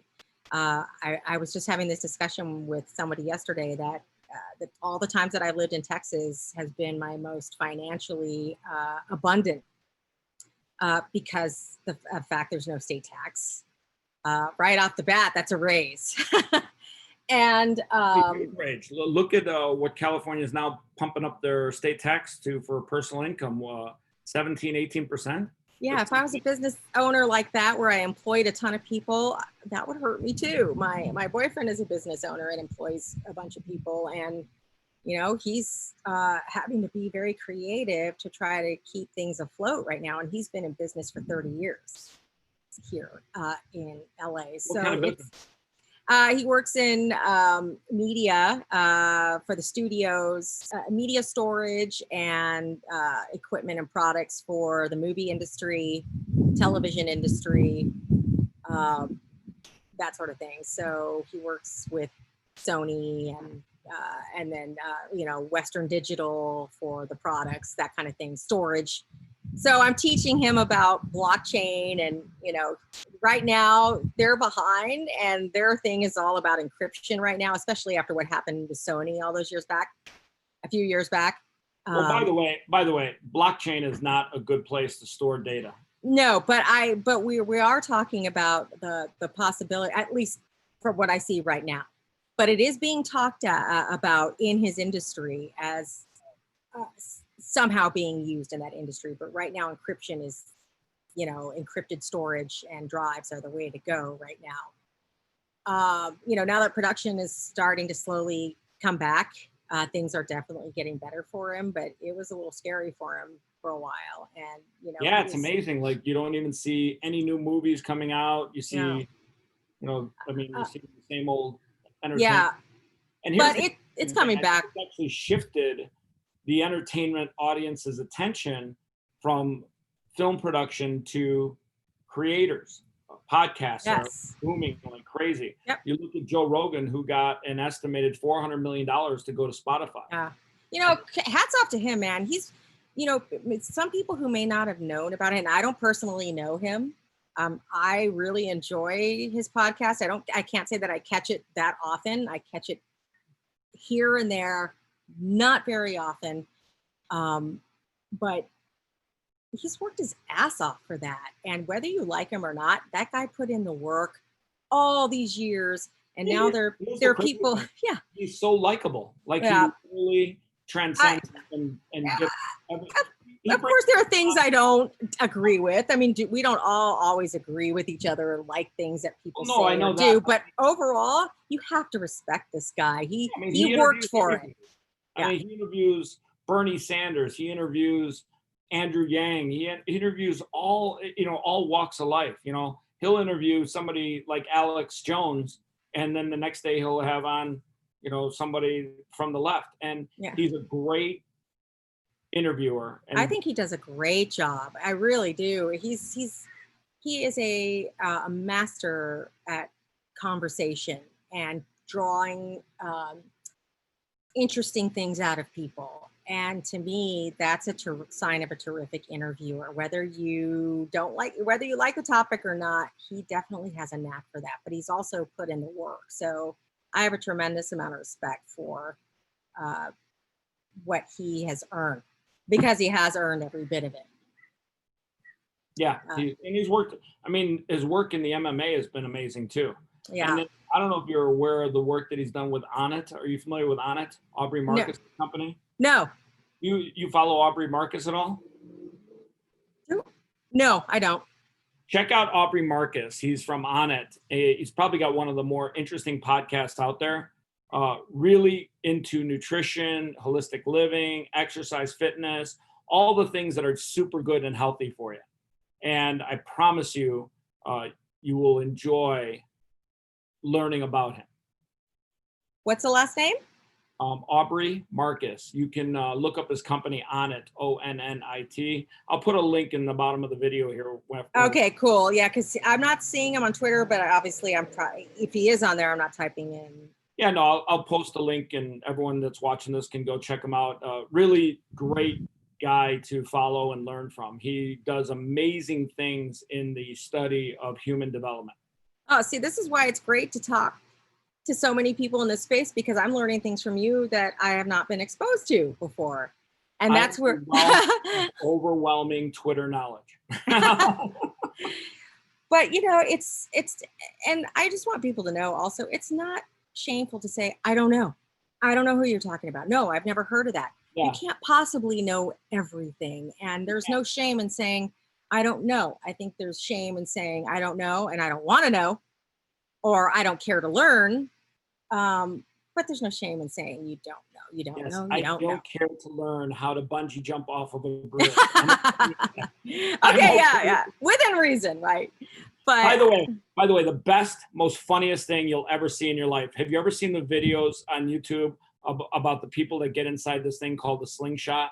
Yes. Oh my God. I watch that every now and then. Oh my God. Just so I can laugh myself to death. And by the way, just for the record, I am never getting in the slingshot. I don't know. I'm not doing it. I don't know why, but I've always had this desire to do a base jump, right? Just take a running leap off a cliff with a parachute. But instead of jumping from a plane, jump from. I think the whole idea of parachuting from a plane and doing that, I get that. Like, it seems like a very cool thing to see planet Earth from. But when you get inside of some carnival ride that slingshots you into outer space and then pulls you back, and like the cartoons, the people are being paid to manage that ride, get minimum wage.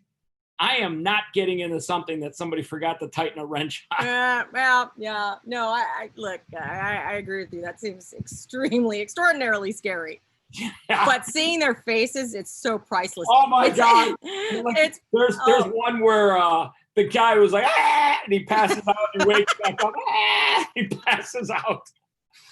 Well, that's like, I don't know if you remember back in the days, when my brother and I, when we were like in junior high, elementary school, and, being here in LA, parents would say, okay, let's go to Magic Mountain today, or Disneyland or whatever.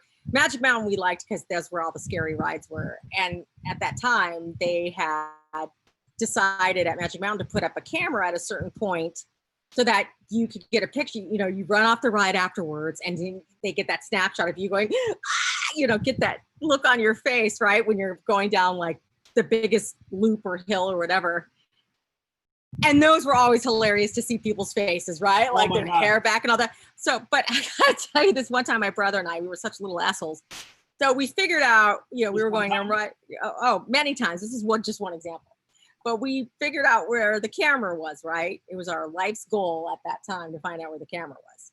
So we went on the ride a couple times. We figured out where it was. You see the flash of light. You're like, yeah, there it is. That's the camera. So we thought we were so smart, and we got back onto the ride, and we got to the point where the camera was, and we went like this to the camera because we so wanted a picture with us flipping off this camera. We're so excited. We get off the ride, we run around to come around to the pictures, and you see everyone's pictures posted. And then when it comes to us, it's blacked out. Oh, They had already outsmarted all the people, little idiots like us. They were way ahead of us. So I was really disappointed I didn't get my flipping off picture from the revolution. But anyway, those are the kind of pictures and faces you see. well, the good news is I'm almost sure if you do the slingshot, they don't black out anything from those videos. Yeah. I've seen people at their absolute worst on those videos and just lose their potatoes in their minds. Elsa, let's switch gears for a second. Tell me one of the causes or charities that you're passionate about, things that really tug on your heartstring and say, you know what, this is something that I really want to see grow a solution for. Rips my heart out to see kids in school districts without. The kids who aren't in school now, that means they don't eat. They don't have the devices to do homeschooling, and this is, I think people know this by now, that when this lockdown first happened, it really exposed the socioeconomic imbalances with a lot of people that you go to school with. You don't know always about their home life. And suddenly you have this glimpse of people who you don't realize that's their only chance to eat for their kids. It's the only chance they have to learn. They don't have devices, laptops, and iPads. There's no room for luxuries like that. I understand that. I grew up the same way. My mother was 15 when she had me. Is there a cause that helps that problem? So there are causes. I'm sorry, to get to the point. Yes, school districts who need the donations to help the lower income kids. I also have a very soft spot in my heart for educating young girls, teenage girls, and girls of childbearing age who are in poorer communities. This was a big problem in San Antonio, teenage mothers and the rate of teenage mothers having, teenage girls having babies. It's, there are some places where it is a crisis, and that's near and dear to me because my mother was 15 when she had me, 17 when she had my brother, and 21 when she had my sister. Golly, that's a lot. It takes a toll on the kids because you see the total economic stress and insecurity that young mothers have. When I worked in San Antonio, I spoke to as many young kids, boys and girls, because they're both, takes two, to not go that route and realize you've got plenty of time for that. Focus on you. I was the child of a teenage mother, and let me tell you the things that I saw. Don't put a baby through this. Don't put yourself through this. Think about it. Give yourself a life that you can first. So I'm passionate about educating young girls, particularly in the Latino community, because it's a vicious cycle in our community. When it happens, it continues to happen. My mother wasn't the only one. My aunt was also 14 when she had my cousin, and 16 when she had my next cousin. So it's a vicious cycle, and that needs to be broken. So getting resources for girls who find themselves as teenage mothers, and resources for boys and girls to prevent becoming teenage parents for something that they're just not ready for. So those two things. I notice you're a wine drinker. Really? Oh, how do you notice this? Yes, I love Prosecco, but I love Sauvignon Blancs and Pinot Grigios. I know you like the light reds. Do you drink the dark reds at all? Occasionally. It's not that I don't like them. I like Malbecs are terrific. I react to reds. I have rosacea, so certain things make it flare up like that. And this is fairly recent. This is within the last 2 years. So one of the things that I have to really try to avoid are the reds. I'm supposedly supposed to avoid hot coffee too, but I can't. Someone's gonna die if I have to do that. Let me share something with you that's kind of cool. There's a project called Shop for Heroes where they help military and frontline heroes. I saw this. Yes, I saw your site. You can actually adopt a school and literally they will donate 100% of the proceeds of their wine, along with this collectible wooden case, to any cause that you want to engage with or raise money and awareness for. The neat thing about this bottle is instead of throwing it away, it becomes a social media trophy or something on your wall. The front is blank, and people write in this section the name or the school or something that they're cheering to by supporting them with this bottle.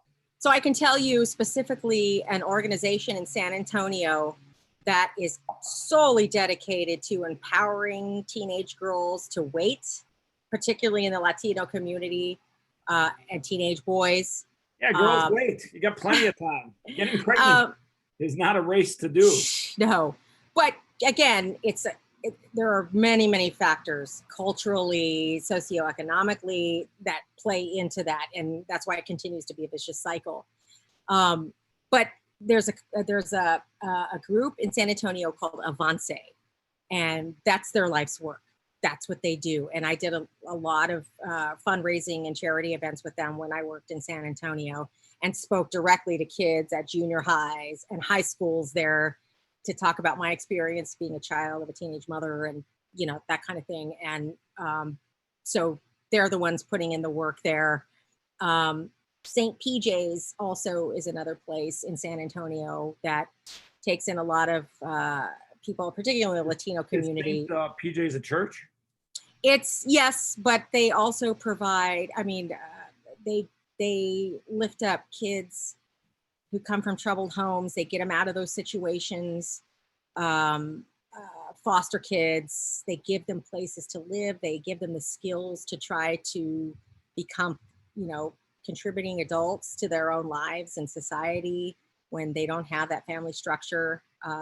Two organizations in San Antonio that are doing amazing work, St. PJ's and Avance. Well, if you want to have some fun with social media and wine, and I know they've got a rosé too. That one I showed you was their red.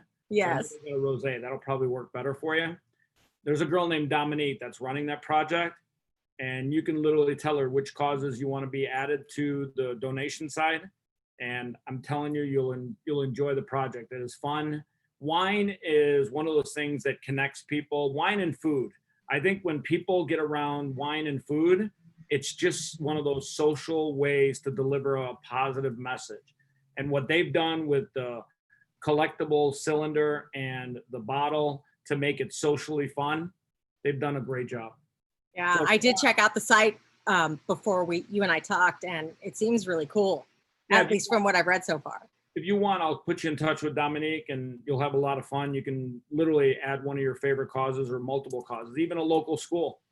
Yeah, all of them. I have all of those in mind. I think when they open up the local school, I think all the parents will buy a bottle just because they want to have a drink when the kids are out of the house. Oh my God. I want it when they're in the house. It's tough, isn't it? It's tough, like when you realize, I think this crisis has reminded people how valuable teachers are. Good teachers.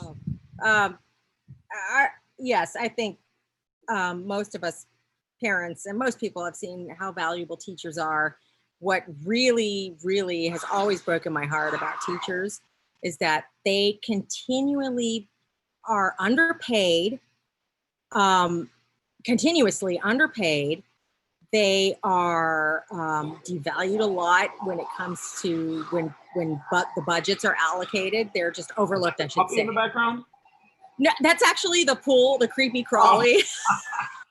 I thought it was the puppy growling. So when the puppy did first hear that from the pool, he was like, he was turning his head like, what the hell is that? He's like, what kind of demon noise is that? Yeah, it's a total demon noise. When people hear that, they're like, oh my God, what's happening? Somebody killed in the pool. Like, what possessed the puppy today? Yeah, it's the creepy crawly thing in the pool, the cleaner. So has Wyatt learned how to swim yet? He's been in. He dipped his paws in. He's not quite ready, which is kind of foreign because we've always had Goldens and Labs. And, like from the time they're born, they They just jump in. They don't wait. They just go. Like when you're gone during the day, they're in the pool. They'll take a swim and then go sun or whatever. But he's, the first time I've ever had a husky, so I'm trying. We're learning each other. It looks like a great dog. You'll have he's someone. so. Yeah, he's got me wrapped. Totally wrapped. How long ago did you get him? He's almost 10 weeks. No, I mean, when did you get him though? From birth or? There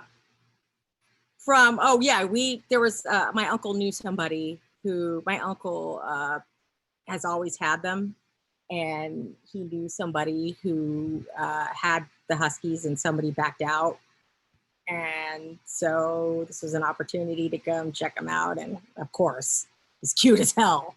I mean, my God. By the way, never go puppy shopping. They shouldn't even call it puppy shopping. It's like you're just picking up a puppy. That's exactly. Yeah, you're picking up. You're not shopping. You're going to buy one. You're going to go pick one up. It's funny because when I got Jesse, I was walking dogs at the shelter for just exercise and just didn't plan on getting a dog, but I wanted to have the time to spend with dogs. So I had the leash and the ball in my hand, and Jesse came in from another shelter. There were like 5 people in the little lobby area interviewing other dogs. He passes up all those people, all those dogs, comes up to me, starts licking my face. He chose you. Well, it's weird. So I'm like, I look up at God and I'm like, God, is this a message? And I like hear the voice of God, and he's like, yes, it is. Turns out I actually didn't realize this. I had a tennis ball in my hand. As I got to know him from like day one, I mean, around my house, I'm not joking, there's probably like 12 balls running around somewhere in the house. He hides them even in certain spots. That's funny. I've never seen a dog love balls so much in my life. Tennis balls are life. Yeah, he was like, listen, this guy's got a ball. I'm going to go play with that guy. Well, I just to add on, but I don't want to forget about the teachers. Just remember, people, if you don't know, teachers many times take money out of their own pockets to provide supplies for their kids. That's how much they care about them. That's how much they want them to learn. And teachers already make shit for pay. And the fact that they do this just proves how awesome they are. So it always, always, always irks me when, the teachers have to come to the parents saying, here's our wish list for supplies and here's our wish list for teaching materials. It doesn't irk me because the teachers are asking. It irks me because they should be able to have this stuff at their disposal for teaching our kids. And the fact that they have to kind of beg for that. Adopt a few schools and tell the parents to get liquored up. Listen, we're gonna help these teachers get what they need for the classrooms, and we're gonna enjoy a bottle of wine periodically. Yes, that periodically or more often than that. Daily. Actually, I think there's some studies out there that if you have like a glass of wine a day or 2 glasses a day, it's technically good for your heart. It thins your blood. And well, I have the best fucking heart on the planet. Let me tell you something. By the way, that's the case, I am heart healthy. By the way, have you ever tried beet juice, like powdered beet juice? Not powdered. There's like this powder stuff where you can like put it in there and it's got all the nitrogen that like 12 beets would have. Oh. I can tell you. It's better than eating 12 beets. Yeah, I would never. Funny thing is, I would never eat a beet. I'm not a beet fan. They're okay. But beet juice, when I started taking it, it's like one of the best things for your life. Like, talk about a life hack. I mean, it is done. Really? Oh my God. Like what? How do you feel? Huh? Like what has it done for you? What do you feel? So it's for me, improved? it's lowered blood pressure. But what it's really done is because my blood is so oxidized, it has become an amazing tool to wake up and stimulate my mind. Like when you get beet juice in your system, it oxidizes, it makes your blood super healthy, and that blood going to your brain now actually invigorates. And I'm telling you that you should try it.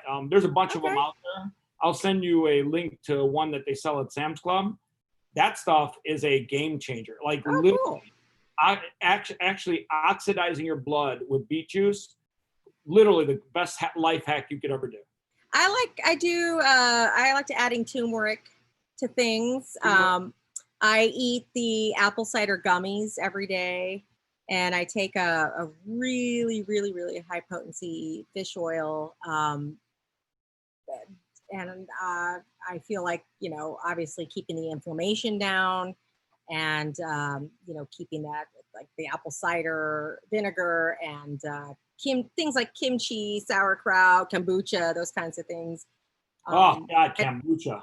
Like that's something I have never been able to embrace. It's literally flavored vinegar. I know, but I will say if you try some of the flavored ones, like the pomegranate ones, and that have a little bit of fruit in it, it's so much more palatable.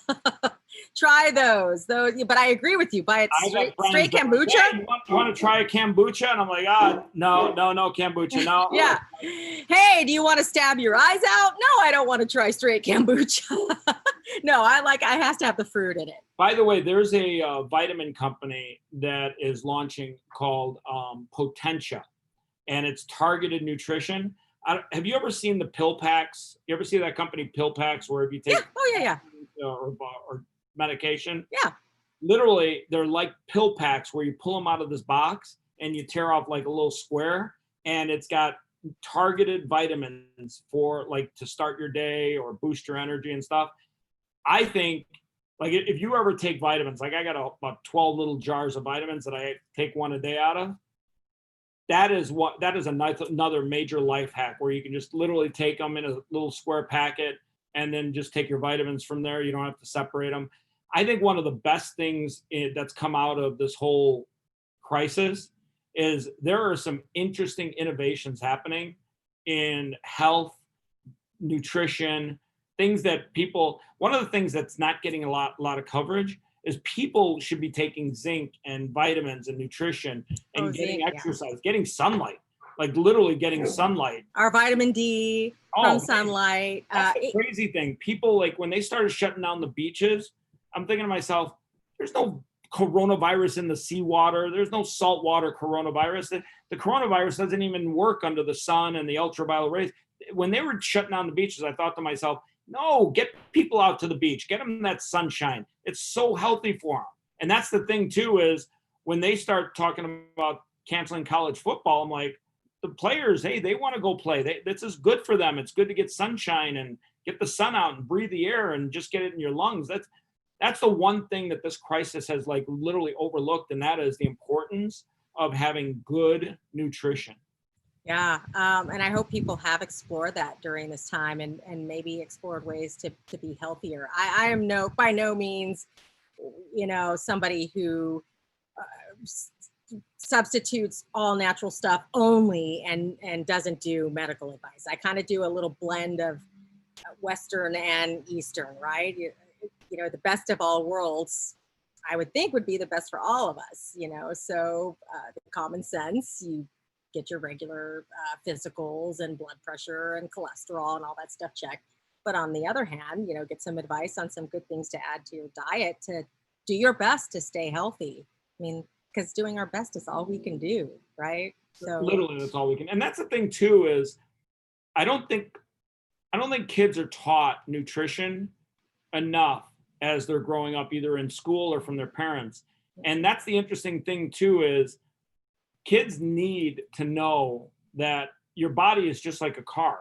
And if you don't change the oil and you don't take care of the filters and you don't wash it and you don't do the things that are necessary for your body, it's going to break down inside. Yeah. And that's one of the things too, is this whole crisis has literally brought people to an understanding that if you put good stuff into your body, if you put nutrition in your body, if you put targeted vitamins in your body, if you drink enough water, if you literally take care of yourself, you're probably going to live longer despite all these viruses that are popping up. Well, I would say that doing anything that keeps you healthier gives you an advantage to fight something that, attacks you, right? So yeah, unfortunately, you're right. We're not taught enough of that in school, just like we're not taught enough about finances and all those other things too, right? That we should be learning. And is that by design or not? Here's the interesting thing that's changing too. If you look around, Harvard wants to charge kids $50,000 for a semester at their school. And then you come out of school in debt and you got to pay those loans off. Well, think about this for a second.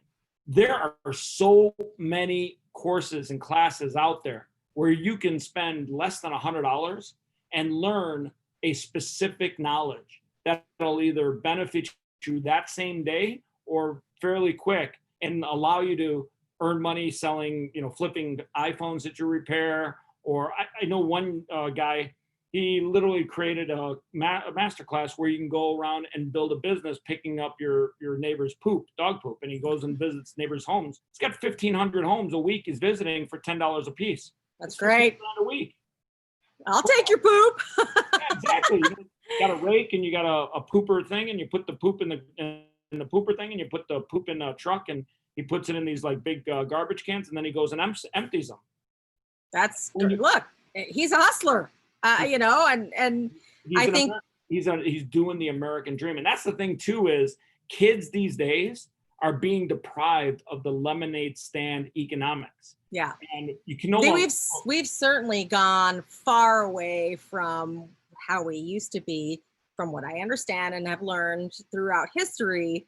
We used to be very entrepreneurial. I mean, it was just a given that your family had a business and you would start a business, and this is how we used to operate at the turn of the century, before the turn of the century. And we've gotten farther and farther away from that. Myself included. I mean, like I worked for networks my whole life. This is the first time in my life I'm working for myself, and it's scary.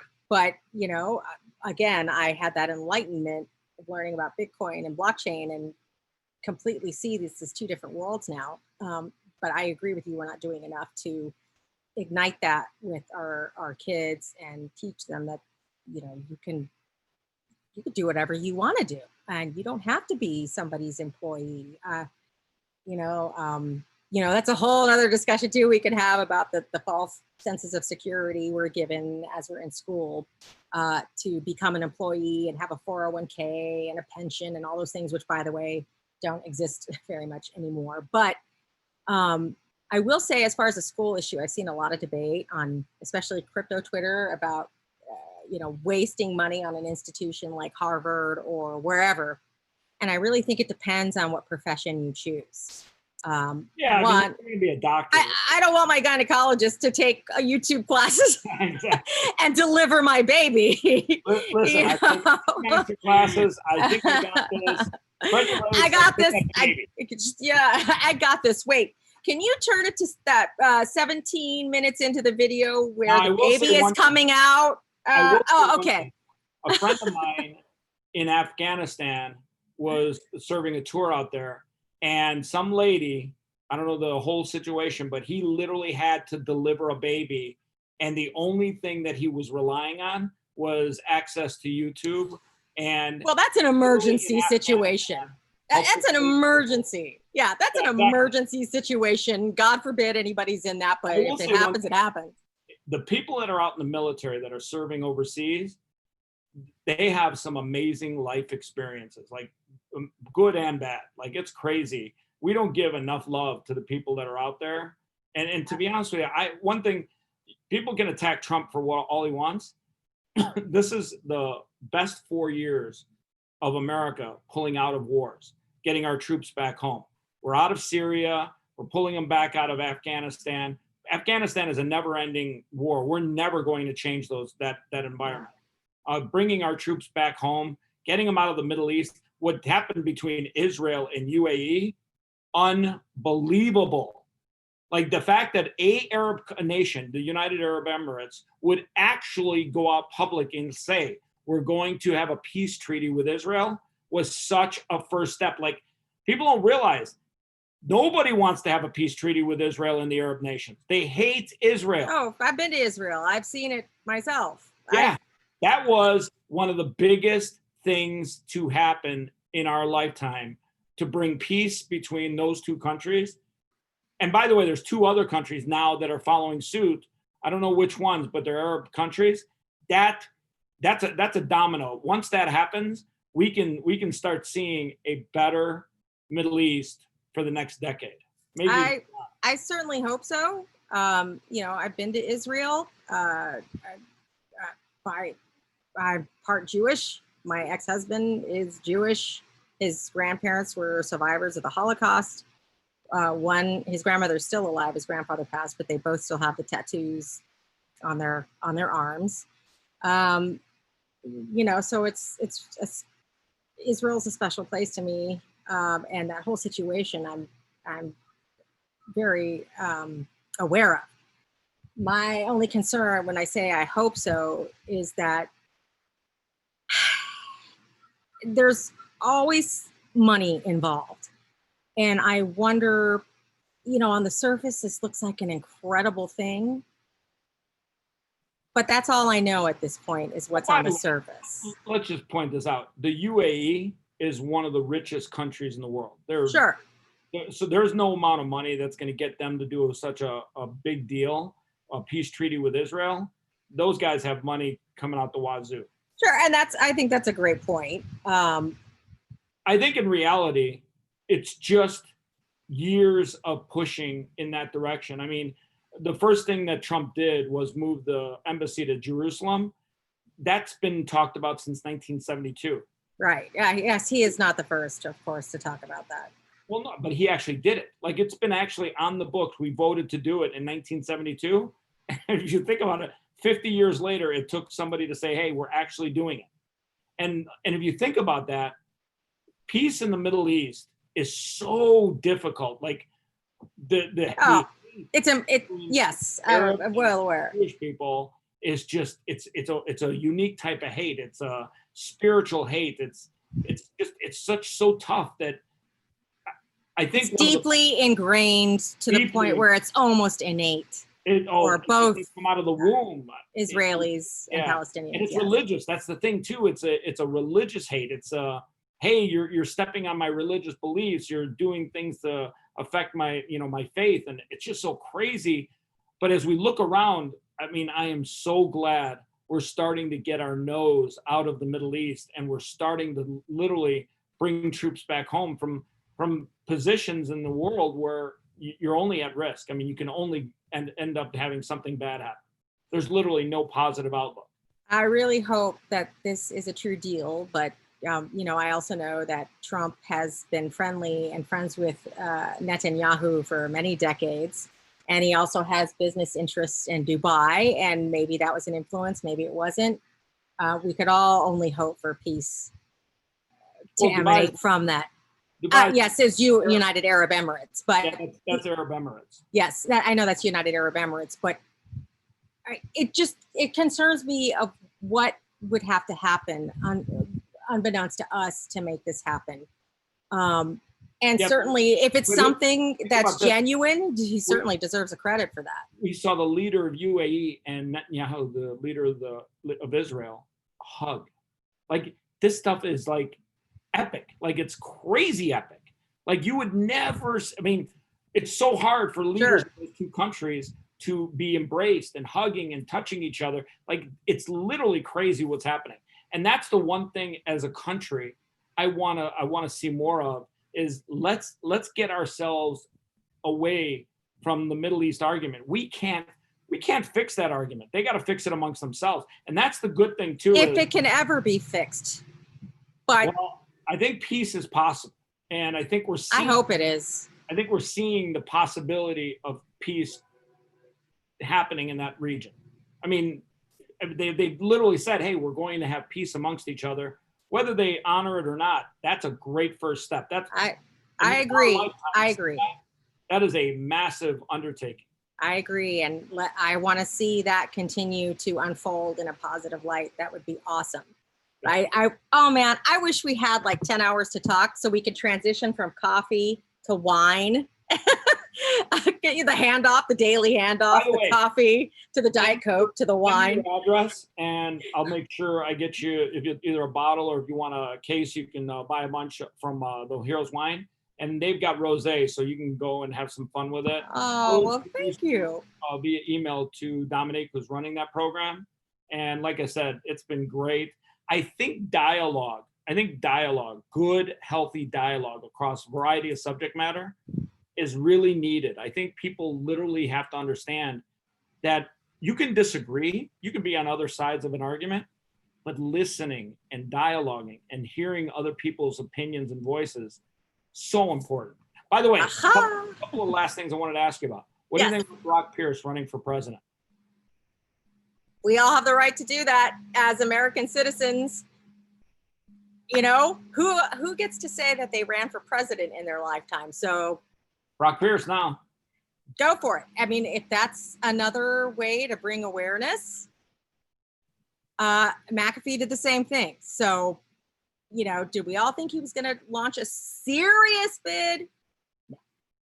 But he knew what he was doing to bring awareness. We definitely need a third party. I definitely think it's important that we have that third voice in the discussion, because both Republicans and Democrats have almost a rigged system. Yeah. Oh, yeah. Because it's a duopoly. And I vote that we call it the sane party.